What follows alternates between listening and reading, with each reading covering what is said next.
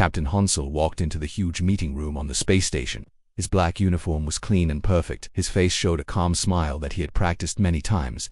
The room was filled with strange alien beings from across the galaxy. Some had tentacles, some had multiple eyes, some looked like giant insects. All of them were watching him with careful attention. Behind Consul walked Ambassador Soman. She was a small woman, but her eyes were sharp and intelligent. She carried a translation device that would help her speak with all the different alien species. The device made soft beeping sounds as it prepared to work. Soman had been chosen for this job because she was very good at talking to people and making them feel comfortable. Galactic Council chamber was bigger than any building on Earth. The ceiling was so high that clouds could form inside it. Holographic displays showed star maps and trade routes. The air smelled like metal and strange alien perfumes. Consul and Soman were the only humans in a room filled with hundreds of alien beings. At the center of the room sat the Council of Consuls. These were the leaders of the most powerful alien civilizations in the galaxy. The Valoran Consul had purple skin and tentacles that moved like snakes. The Andromedan representative looked like a giant crystal that glowed with inner light. The Skorvac delegate was covered in sharp spikes and had 4 arms. Consul stepped forward and bowed politely. This was the human way of showing respect. The aliens whispered among themselves in languages that sounded like music or grinding metal or ocean waves. The translation devices worked hard to turn all these sounds into words everyone could understand. Soman activated her presentation system. Images of Earth appeared in the air above the council chamber. The pictures showed green forests, blue oceans, and white clouds. The aliens leaned forward to get a better look. Most of them came from worlds that were all desert, or all ice, or all metal. Earth looked like paradise to them, but the images also showed other things: massive storms that could destroy entire cities, earthquakes that could split mountains in half, volcanoes that could block out the sun, wild animals that could kill with their bare hands or teeth or claws. The aliens began to look worried as they saw these images. The Valoran Consul spoke first. His voice was like water flowing over rocks. He said that Earth looked very dangerous and asked how humans could survive in such a place. Consul smiled and said that humans were very good at adapting to difficult situations. He did not mention that most humans considered Earth to be a pleasant and peaceful world. Soman began her presentation about trade agreements. She spoke about human technology and resources. She mentioned that humans were interested in learning about alien cultures and sharing knowledge. The words she used were careful and polite. Every sentence had been planned to make humans sound harmless and friendly. What the aliens did not know was that Consul could hear every whispered conversation in the room. His enhanced hearing picked up sounds that normal humans could not detect. He heard the Valoran Consul tell his aide that humans smiled too much and that this made him nervous. He heard the Andromedan representative say that no species from such a dangerous world could be truly peaceful. Consul kept his face calm and friendly, but inside he was analyzing every alien in the room. He noticed which ones carried weapons and where those weapons were hidden. He saw which delegates were nervous and which ones were trying to look confident. He memorized the layout of the room and counted all the continued talking about peaceful cooperation and mutual benefit. She showed charts about trade volumes and resource exchanges. The numbers looked good to the alien delegates. Many of them started to relax and think that maybe humans really were just another species looking for friends and trading partners. But some of the older and more experienced consuls were not convinced. The Skorvac delegate kept staring at Consul with his 4 eyes. He had fought in many wars and he recognized something in the human captain that made him uncomfortable. The way Consul stood was too balanced, too ready to move quickly. The way his eyes moved around the room was too careful to tacticaring. A break in the presentation. The alien delegates gathered in small groups to discuss what they had heard. The humans were not invited to these private conversations, but Consul and Soman could hear everything anyway. They listened to the fears and suspicions of the alien leaders. The Valoran Consul said that humans were either the best actors in the galaxy or they were hiding something terrible. He pointed out that every other species from a dangerous world was violent and aggressive. Why were humans different? What were they not telling the council? Andromedan representative agreed. He said that his people had studied Earth from a distance before humans developed space travel. They had seen the constant wars, the terrible weapons, the destruction that humans brought to each other. How could such violent beings suddenly become peaceful explorers? The Skorvac delegate was the most suspicious. He said that humans reminded him of a predator he had encountered on his homeworld. This creature would act calm and friendly until its prey came close. Enough, then it would strike with incredible speed and violence. He wondered if humans were doing the same thing on a galactic scale. Consul and Soman exchanged a quick glance. They both knew that the aliens were asking the right questions. The problem was that the truth would terrify them more than any lie. Earth Command had given very clear orders to all human representatives: do not reveal human military capabilities. Do not mention human enhancement programs. Do not discuss the real nature of human society. The meeting resumed with more presentations about cultural exchange programs. Soman talked about human art and music and literature. She showed images of human cities that looked peaceful and beautiful. She did not show the military bases hidden underground or the weapons factories disguised as civilian Building Consuls spoke about human exploration missions. He talked about the desire to see new worlds and meet new species.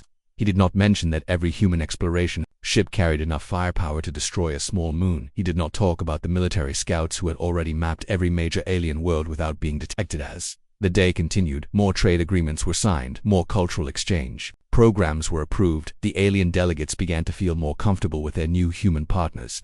They started making jokes and sharing stories about their own worlds. Some of them even invited human representatives to visit their home systems, but the suspicions remained just under the surface. The older consuls continued to watch the humans carefully. They noticed small things that did not make sense. The way Soman never seemed tired even after hours of negotiations the way Consul could remember every detail of complex technical discussions without taking notes. When the meeting finally ended, the human delegation was escorted to their quarters on the space station. The aliens were polite and friendly, but Consul noticed the extra security guards in the hallways. He saw the hidden weapon scanners at every doorway. He felt the subtle vibrations that meant the station defenses were on high alert in their private room. Consul and Soman finally relaxed their diplomatic masks. Soman stretched her arms and yawned. She had been holding back her enhanced reflexes all day, pretending to be a normal human diplomat.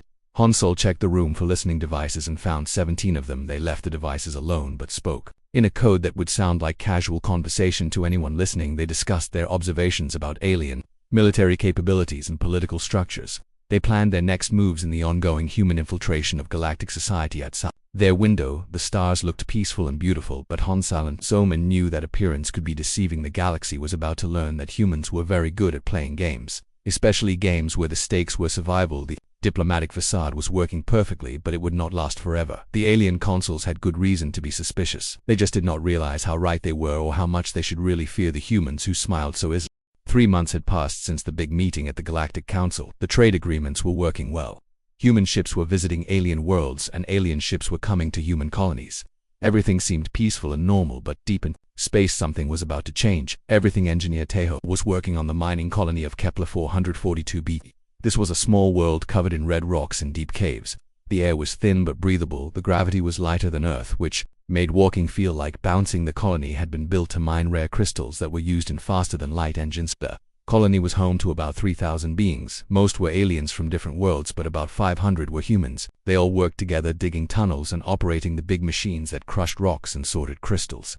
The work was hard, but the pay was good and everyone got along well. Tejo was checking the atmospheric processes in Sector 7. These machines kept the air clean and safe to breathe. He had been doing this job for 2 years and was very good at it. The alien workers respected him because he was always helpful and never complained about difficult tasks. The Valoran supervisor named Glixtor often praised Tejo for his dedication. Glixtor had purple skin and tentacles instead of arms, but he was a fair boss who treated everyone equally. He had been worried about working with humans at first, but Tejo and the other human workers had proven to be reliable and friendly. On this particular day, Tejo was calibrating pressure sensors when his communication device started beeping. The sound was different from normal work messages. This was an emergency signal that made his blood run cold. He activated the device and heard words that changed everything. The message came from the outer sensor network. Ships were approaching fast, too many ships moving too quickly. This was not a normal trading convoy or supply delivery. The sensors detected weapon signatures and military-grade shields. This was an attack force heading straight for the colony. Tejo stood perfectly still for exactly 3 seconds. His friendly face became completely blank. His relaxed posture changed into something sharp and ready. The transformation was so sudden and complete that Glixtor stepped backward in surprise. Something about the human had become dangerous around the colony. Other human workers were receiving the same message within moments. 500 humans who had been acting like normal miners and technicians began to move with military precision. Their casual conversations stopped. Their pleasant smiles disappeared. Their entire body language changed. That alien workers watched in shock as their human colleagues revealed equipment that should not have existed. Mining tools transformed into weapons.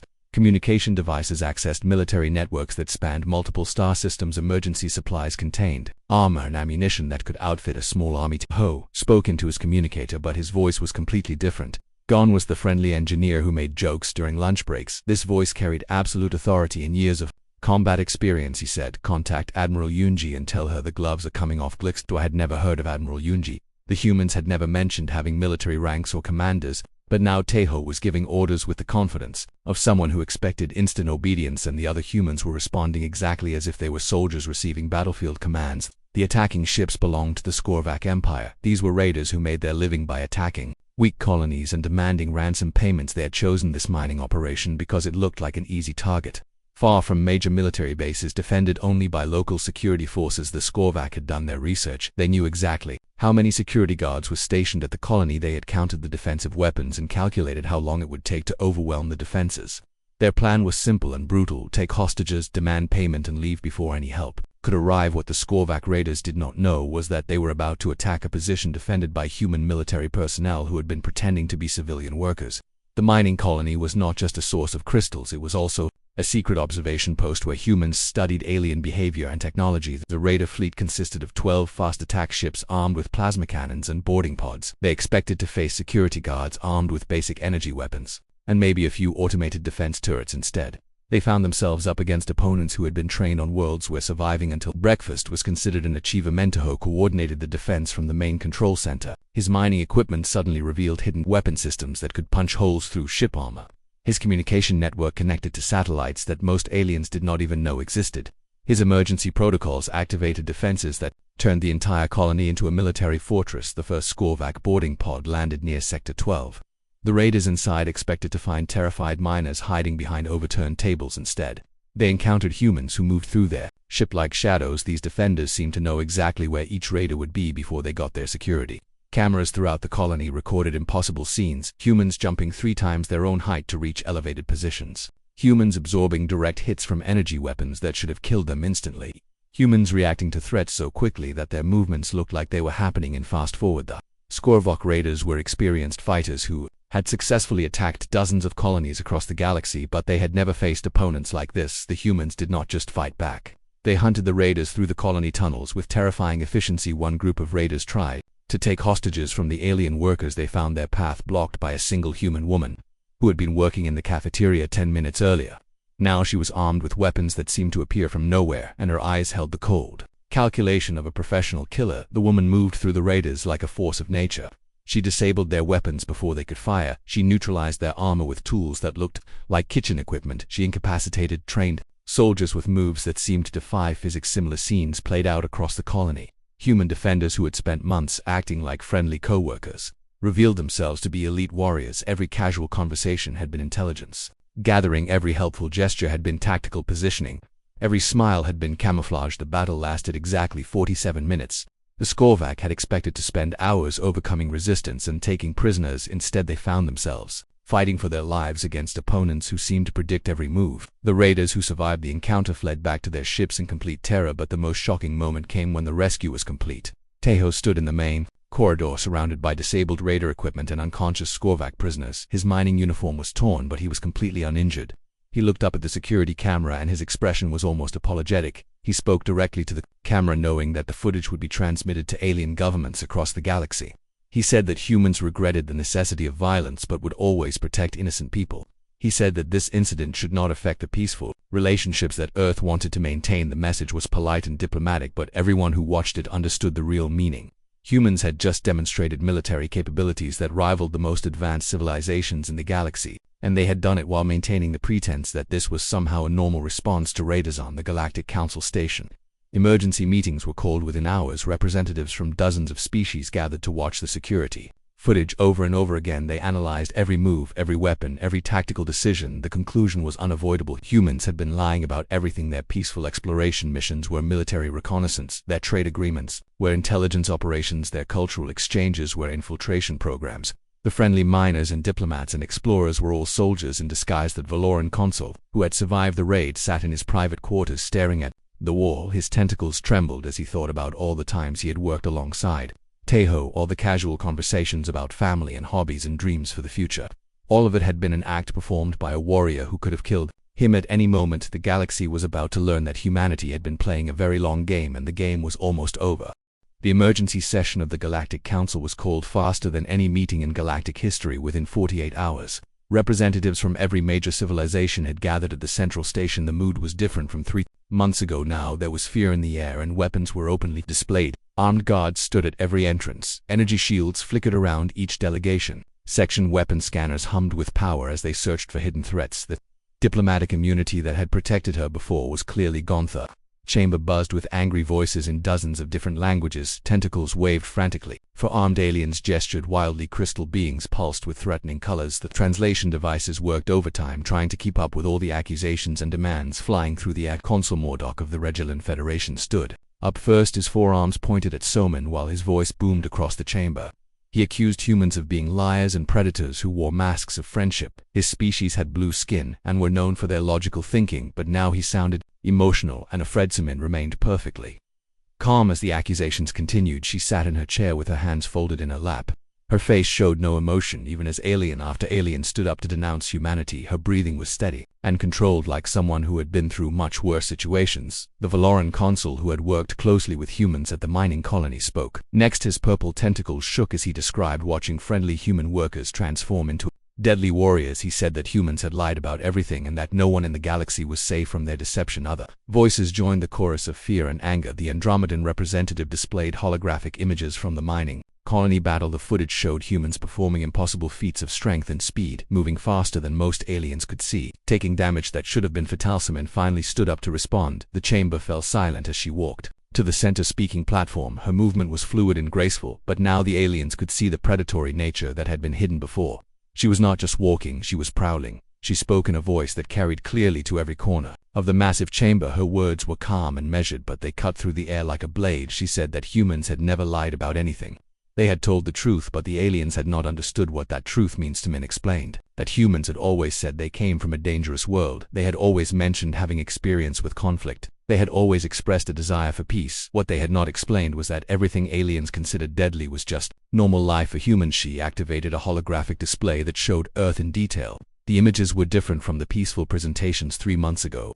Now the display focused on the real nature of humanity's homeworld weather systems that could destroy entire continents in hours, predators that hunted other apex predators for sport, natural disasters that happened so regularly that humans built their cities to withstand them, ocean storms that could sink fleets, volcanic eruptions that blocked out the sun for months at a time, mountain ranges that shifted and changed without warning. The alien delegates stared in horror as Soman explained that human children played games in conditions that would kill trained alien soldiers. Human families went on vacation to places that most species would classify as uninhabitable death zones. Human elderly people lived comfortably in environments that challenged young alien warrior. Soman continued her presentation with medical data about human biology. The information showed that humans could survive injuries that would instantly kill most other species. They could function without sleep for days. They could eat foods that were toxic to other life forms. Their reflexes were faster than almost any known creature. Their strength per body weight exceeded most species designed for combat. Their endurance allowed them to keep fighting long after other beings would collapse from exhaustion. Their healing rate meant they recovered from wounds in days rather than weeks. The chamber was completely silent as the implications sank, and every alien delegate was realizing that their most elite warriors would be considered average civilians by human standards. Their most advanced military equipment was what humans gave to local police forces. Their greatest tactical minds studied strategies that humans taught to children. Admiral Yunji appeared as a hologram in the center of the chamber. She was a small woman with gray hair and kind eyes, but her presence made every alien in the room step backward. Her uniform was simple and plain, but it carried the authority of someone who commanded unimaginable power. The Admiral spoke in a gentle voice that somehow made her words more terrifying than if she had shouted. She explained that the Galactic Council now had 3 choices and that the decision they made would determine the future of every species in the galaxy. The first choice was to continue pretending that humans were harmless while humans continued pretending to be under alien authority. This arrangement had worked well for everyone, but it was based on lies that were becoming harder to maintain. The second choice was to acknowledge reality and negotiate new relationships based on truth rather than deception. Humans would reveal their actual capabilities and alien civilizations would accept their new position in the galactic hierarchy. This would require major changes but could lead to real cooperation. The third choice was to try eliminating the human threat through military action. Admiral Yunji paused after mentioning this option. Her smile remained kind, but her eyes became cold as deep space. She quietly mentioned that every other species that had tried this approach was now extinct. The silence that followed was absolute. No one moved, no one spoke, no one even seemed to breathe.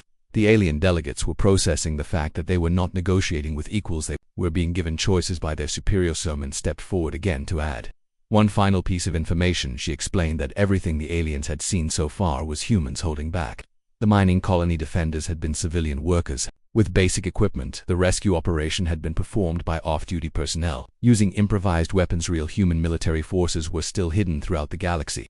Professional soldiers with advanced equipment and years of training were stationed on worlds that aliens thought were empty. Human fleets with weapons that could crack planets were positioned in star systems that did not officially exist. The ambassador smiled her old diplomatic smile, but now it looked completely different. What had once seemed friendly and reassuring now appeared predatory and dangerous. She said that humans still wanted peace and cooperation, but the terms of that cooperation were about to change. Dramatically, Admiral Yunji nodded and announced that human forces throughout the galaxy were receiving new orders. The age of hiding was over. Humanity would no longer pretend to be weak or grateful for alien acceptance. The galaxy was about to see what Deathworlders looked like when they stopped playing games. The hologram faded and Somin returned to her seat. The alien delegates sat in shocked silence as they realized that everything they thought they knew about galactic power structures had just been turned upside down. In the next few hours, emergency communications would carry news of this meeting to every world in the galaxy. Military commanders would scramble to reassess their strategic positions. Political leaders would struggle to understand their new reality. The humans had finally taken off their masks, and the galaxy would never be the same. The Skorvac Empire made their decision exactly 3 days after Admiral Yunji gave the ultimatum. Emperor Raknash was furious that a species of primitive mammals had dared to threaten the galaxy's oldest military power. He called together his war council and declared that humanity must be crushed before they could spread their influence further. The Skorvac were known throughout the galaxy as the greatest warriors ever seen.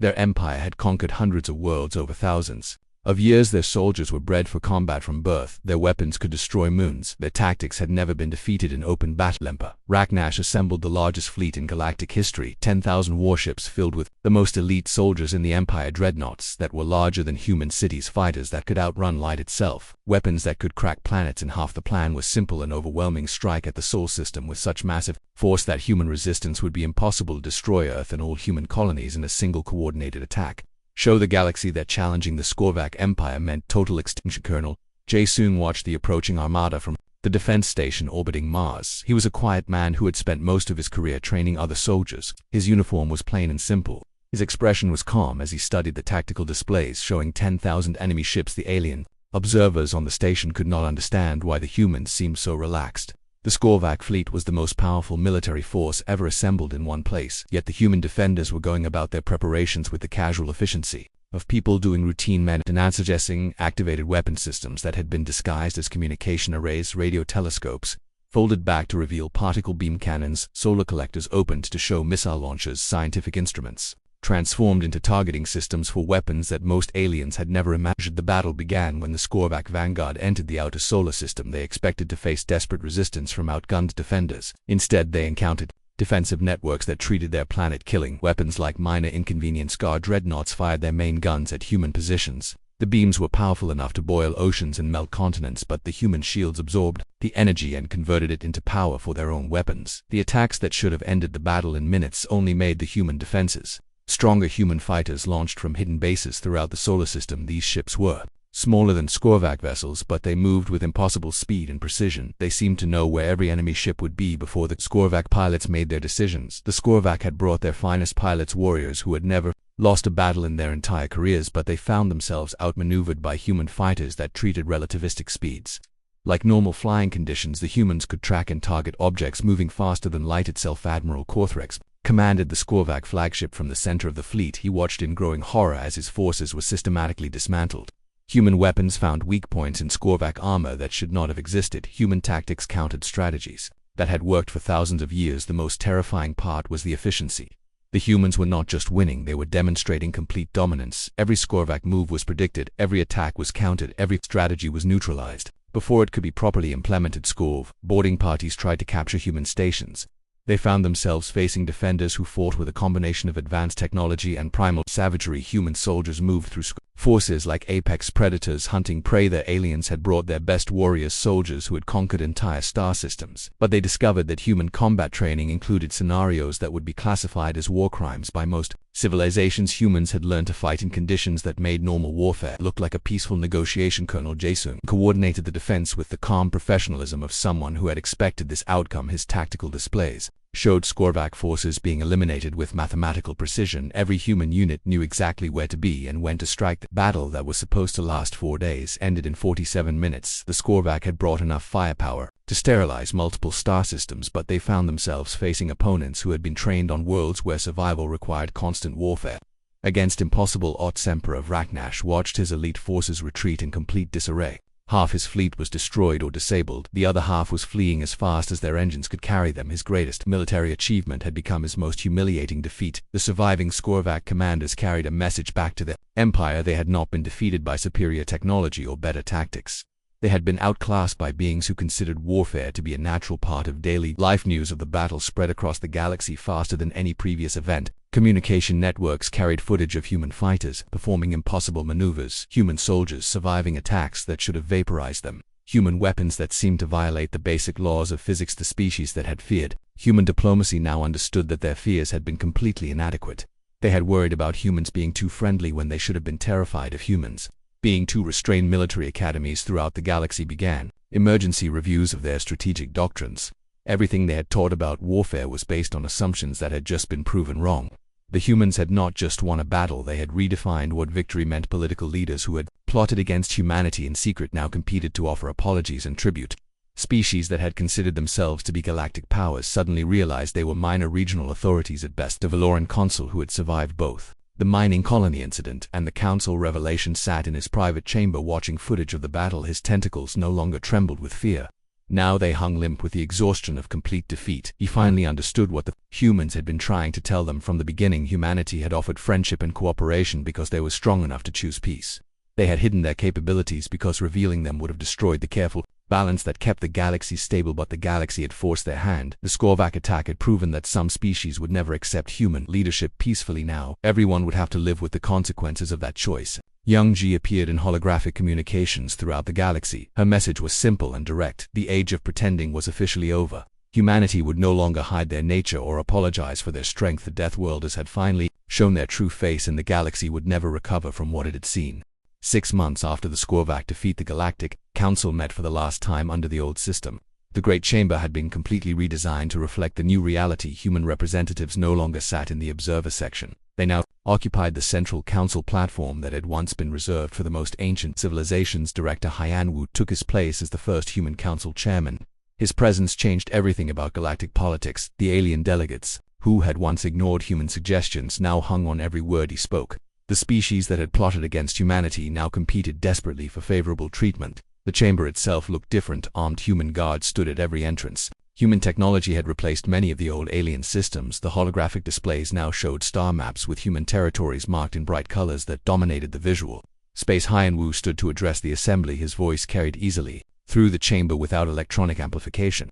The aliens had learned that humans could project their voices with a power that made artificial sound systems unnecessary. This was just another reminder of their physical superiority. He announced that the age of pretending was officially over. Humanity would no longer hide their capabilities or apologize for their nature. The galaxy had forced them to reveal what they really were, and now everyone would have to live with the consequences of that revelation. The new treaties reflected this change in power. Human military advisors were assigned to every member species.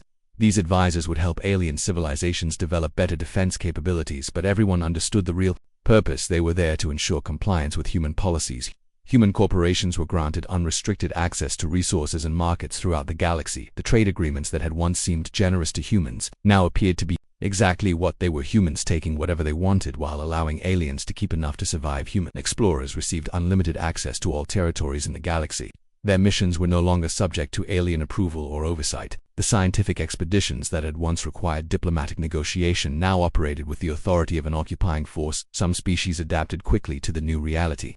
The Valorans, who had been the first to suspect human deception, became humanity's most loyal allies. Their leader, Consul Glixtor, publicly praised human leadership and requested permanent human protection for Valoran territories. The Andromedan Collective also embraced the change. Their crystalline representatives announced that their species had always respected strength and that humanity had proven themselves worthy of galactic leadership. They offered to share their advanced technology in exchange for human military support, but other species struggled with the transition. The Rigelian Federation attempted to maintain their independence through diplomatic protests.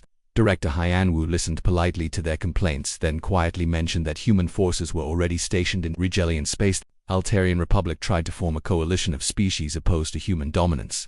Their secret meetings were monitored by human intelligence networks. The rebellion was crushed before it could begin, with surgical strikes that left no evidence. of human involvement, the Centauri Union attempted to negotiate special status based on their ancient civilization and cultural achievements. They discovered that humans respected culture and history but did not consider them relevant to political authority. The Union was dissolved, and its territories divided among more cooperative species. Trade wars became impossible when one side could end conflicts with a single military deployment. Territorial disputes were settled quickly when both parties knew that human mediators had the power to enforce their decisions. The careful balance of power that had maintained peace through mutual weakness was replaced by stability through overwhelming strength. Admiral Yunji established the Human Defense Command with headquarters on Luna. The organization was officially dedicated to protecting all galactic civilizations from external threats. Everyone understood that the main threat it was designed to address was alien resistance to human authority. Training programs were established on every major world. These programs taught alien military forces how to use human equipment and tactics. The graduates became the backbone of new planetary defense forces that answered directly to human commanders. The galaxy's communication networks were upgraded with human technology. The new systems provided faster and more reliable connections between worlds. They also allowed human intelligence services to monitor every message sent anywhere in the galaxy. Systems throughout alien space began teaching human languages and customs. Alien children learned about Earth's history and human achievements. The curriculum emphasized how human guidance had brought peace and prosperity to the galaxy. Exchange programs expanded dramatically. Human teachers and advisors traveled to alien worlds to share knowledge about art, music, literature, and philosophy. These programs helped spread human values and ensured that the next generation of aliens would be fully integrated into human civilization. The new galactic economy was based on human industrial capacity. Earth's factories could produce more goods in a single day than most alien worlds could manufacture in a year. Human agricultural systems could feed entire star systems with room to spare. Medical advances from human research extended the lifespans of many alien species. Human doctors established hospitals on worlds where disease had been a constant threat. The gratitude of alien populations for these improvements helped solidify human control. Scientific research accelerated under human leadership. Projects that had been stalled for centuries by political disputes were completed in months. Human scientists brought new perspectives and methodologies that revolutionized entire fields of study. The old galactic council building was converted into a museum dedicated to the history of human integration. Alien visitors could see exhibits showing how their ancestors had lived before human guidance. School groups learned about the chaos and inefficiency of the previous system. Captain Consuls, who had been one of the first human diplomats, was promoted to Director of Interspecies Relations. His new office overlooked the council chamber where he had once pretended to be a harmless explorer. Now he coordinated policies that affected billions of beings across the galaxy. Engineer Tejo returned to his mining colony, but his role had changed. He was now the planetary administrator responsible for overseeing not just mining operations but all human activities in that star system. The alien workers who had been his colleagues now reported to him as their superior. Ambassador Somin established the human diplomatic corps with training facilities on dozens of worlds. The new diplomats learned to project human authority while maintaining the appearance of cooperation. Their missions were to ensure that alien governments understood their place in the new order. Galaxy was undeniably safer under human oversight. Piracy was eliminated within months of human patrols beginning their work.